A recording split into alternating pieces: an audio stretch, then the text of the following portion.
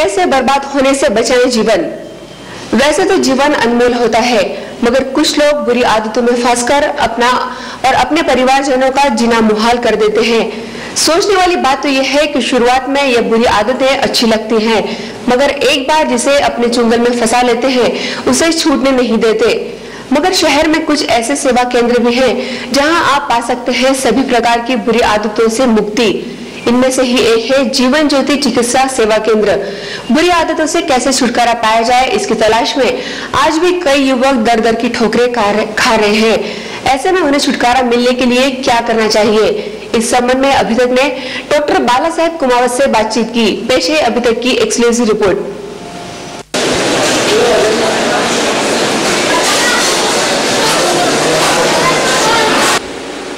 नशा यह आदमी का कितना स्तर गिरा देता है, इसके बारे में सभी परिचित हैं।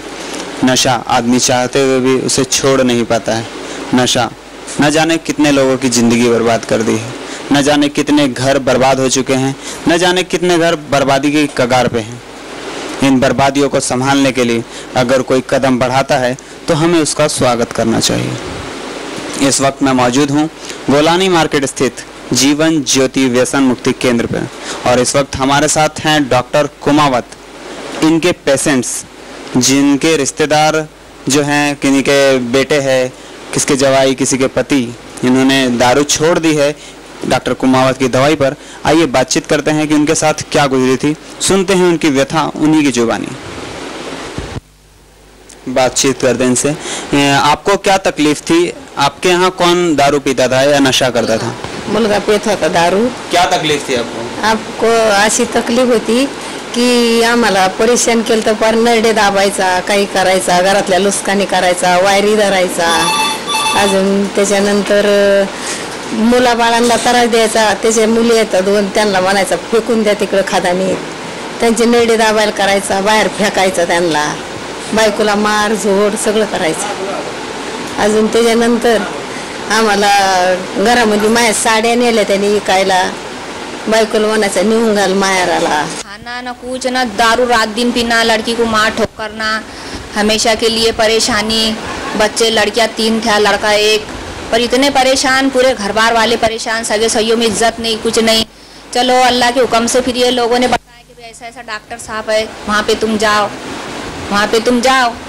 कि हमारे दिल ऐसा परेशान हो जाता था कि अल्लाह ताला हमारी ये परेशानी कब दूर करेगा। अल्लाह ने पैदा करा और ये अपने को हमेशा के लिए दुआ अपनी उनको लगते रहे, तो इनकी दवाई से, इनके जो भी कुछ कारोबार से हमको धीरे धीरे करके फर्क पड़ा। और हमारे दामाद अभी ऐसे हो जाए ले कि बिल्कुल सारे कारोबार उनके हाथ में बैठ न कुछ कर। उन्होंने ना हमको पैसों की तकलीफ दी है, उन्होंने ना हमारे से कोई फर्क रखे कि गरीब और अमीर का ऐसा फर्क ही नहीं रखे उन्होंने। आज भी कभी भी आएंगे तो खुश होंगे हमारे लिए, उन्होंने जो भी कुछ आएंगे तो अच्छी बात पूछे होंगे। पास आते ना तो उनको पहले हम ये रास्ता बताते और हम खुद होके आते उनके साथ में कि चलो भाई हम तुमको रास्ता बताते और तुम ये करो, और ये करने से तुमको फायदा ही है। पर आपके हस्बैंड करते थे, तो आपको यहाँ का रास्ता किसने बताया? यहाँ का रास्ता अशरफ भी ने बताया। अशरफ भी ने? हाँ। क्या क्या हालात थे तब और क्या हालात हैं अब?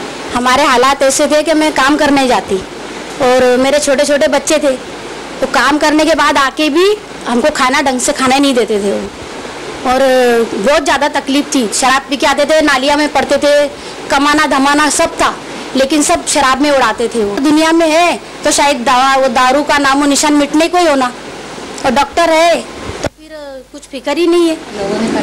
लोगों ने सही करने को होना, और आगे भी हम चाहेंगे कि कुमुद जैसा डॉक्टर है तो हम जितने पेशेंट हमारे पास आएंगे हम लाएंगे।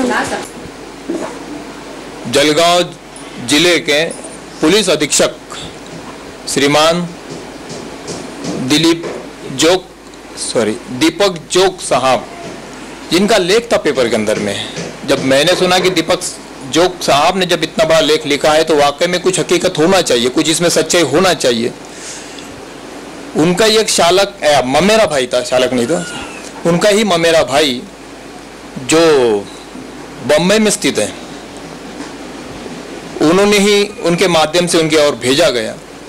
उन्होंने ये बताया कि आज जो मैं हूँ डॉक्टर बाला साहेब कुमावत की वजह से हूँ। मेरा सारा संसार उद्ध्वस्त हो चुका था, यहाँ तक कि मेरी नौकरी भी जा चुकी थी। मेरे पास पैसे नहीं थे। पैसे न होने के खातिर जो मेरा खून था खुद का, वो खुद का खून भी मैं बेच कर पैसा जमा कर शराब पीने पर तुला था। कि जद्दोजहद सवाल जवाब के सिलसिले के बाद इस वक्त हमारे साथ मौजूद हैं डॉक्टर बाला साहब कुमावत और जानकारी लेते हैं कुछ इनसे व्यसन मुक्ति केंद्र के बारे में। डॉक्टर साहब, सबसे पहले तो अभी तक में आपका स्वागत है। आप एक अच्छा कार्य कर रहे हैं समाज के लिए, देश के लिए, शहर के लिए। इसके लिए मैं सभी देशवासियों की ओर से और जलगांव वासियों की ओर से आपका धन्यवाद देता हूँ। और डॉक्टर साहब, सबसे पहले ये जानना चाहेंगे जलगांव की जनता, हमारे अभी तक के दर्शक, कि आपकी पद्धति क्या है, आप किस पद्धति से आपका इलाज करते हैं? हम जो मेडिसिन देते हैं और पेशेंट को हम नहीं बोलते कि आप शराब छोड़ो। जो पेशेंट हमारे तरफ आते हैं उनके हम जो मालूमात लेते हैं और एग्जामिनेशन करते हैं, उसके बाद उसके कॉन्स्टिट्यूशन पर हम ट्रीटमेंट करते हैं। ट्रीटमेंट करते हैं यानी उसको बोलते नहीं कि आप शराब छोड़ो। लेकिन जब वो 8 दिन के बाद, कभी 4 दिन के बाद फोन करता है, मेरी पहले दिन से शराब पीने की इच्छा नहीं है। तो क्या कोर्स कितने दिन का रहता है वो? हम जो दवा देते हैं वो आयुर्वेदिक और इलेक्ट्रो होम्योपैथी दवा देते हैं। इलेक्ट्रो होम्योपैथी दवा जो होती है, जो पेशेंट खुद होकर आते हैं उसको बताकर जो तो 1 महीना दवा देनी पड़ती है। ऐसे कुछ पेशेंट है कि उन्होंने हमारी दवा लेने के बाद 1 महीना ही ले वो पूरे अच्छे आज तक। लोग ही फंसते हैं, तो उनके लिए ये इलाज कितना हद तक सही है एक आर्थिक दृष्टि से?